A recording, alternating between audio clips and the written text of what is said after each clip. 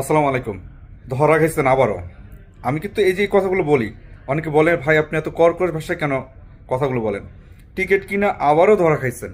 বিশেষ করে যারা ঢাকাতে রয়েছেন তারা বড় ধরনের ধরা খাইছেন, কারণ ওই যে একটা ফেসবুক পেজ আছে দেখছেন আপনারা, তার মধ্যে ভাই কমে দিচ্ছি আমি, এই টিকিট চালু হয়ে গেছে, ওই বিমান চালু হয়ে গেছে, ওই দিন থেকে বিমান চলবে বলছিলেন। আমাকে অনেকে ফোন করছেন, ভাই ওইটা তো বলছে নেবো কিনা। আমি বারবার করে না করছি, ভাই নিয়েন না, কিন্তু সেখানে ধরা কিন্তু আপনার খাবেন। কারণ কুয়েতের এয়ারপোর্ট যদি চালু না করে তাহলে আপনারা ইচ্ছা করলেও সেসব বিমানের টিকিট কিনে কোনো ফায়দা হবে না, বিমান কিন্তু চলবে না। তো না করার সত্ত্বেও তার আগে কি করছে, বলছে কমে পাইছি কিনা ফেলাই। যারা ধরাগুলো খাইছেন এখন, কিনছেন, বিমান আসে নাই, অনেকে টাকা নিয়ে একটু ঘোরাঘুরি করতেছে, এরকম ধরা খেয়ে গেছেন এখন। এখন আবার আমাকে ফোন করেন, ভাইয়া ধরা তো খাইছি সত্যি, এখন কি করব। আর এটাও কিন্তু কুয়েতের সিভিল এভিয়েশন কিন্তু বলেছে, যারা অনুমতি ব্যতীত টিকিট বিক্রি করেছে তাদেরকে অবশ্যই যাতে রিফান্ড দিয়ে দেয়, আর না হলে কিন্তু তাদের বিরুদ্ধেও ব্যবস্থা নিবে আইনানুগভাবে।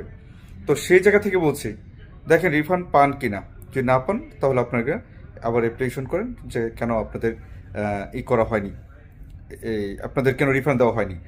আর যারা ধরা খাইছেন তাদেরকে আবারও বলি, অনেকে অনেক কি করতেছে, সৌদি এয়ারলাইন্স ভাই খুলে ফেলতেছে, এরকম কিছু ট্রাভেলস আছে, তাদের সাথে মোটামুটি কিছু না কোনো তর্ক বিতর্ক হলো যে ভাই আপনি পারবেন না তাহলে আমাদের কেন করতে দিবেন না। আচ্ছা ঠিক আছে, করেন, আপনারা যদি পারেন করে নেন, গ্রাহকদের পথেই তো করছেন, সেই জায়গাটা বারবার করে বলেছি। তবে আপনারা এইসব ধরা থেকে একটু দূরে থাকবেন। সিভিল এভিয়েশন যেদিন থেকে কুয়েতের এয়ারপোর্ট পুরোপুরি চালু বলবে, যেসব বিমানগুলো চালুর কথা বলবে সেই সব বিমানের টিকিটগুলো কিনবেন। এছাড়া অন্য সব বিমানের টিকিট ক্রয় করেন না দয়া করে, তাহলে কিন্তু আপনারাও ধরা খাবেন আবার। আর যারা আমার কথা শুনেছেন তাদেরকে ধন্যবাদ জানাই, এমনকি তারাও কিন্তু বেঁচে গেছেন।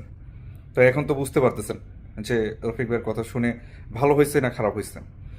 আরেকটা কথা বলি, যারা মনে করেন এখন ঈদেতে দেশে যেতে পারেননি, যারা দেশে যেতে যাচ্ছেন, তারা অবশ্যই মনে করেন আগামী মাসের প্রথম দিকেও আপনার দেখা যায় টিকিটগুলো পেতে একটু কষ্ট হয়ে যাচ্ছে।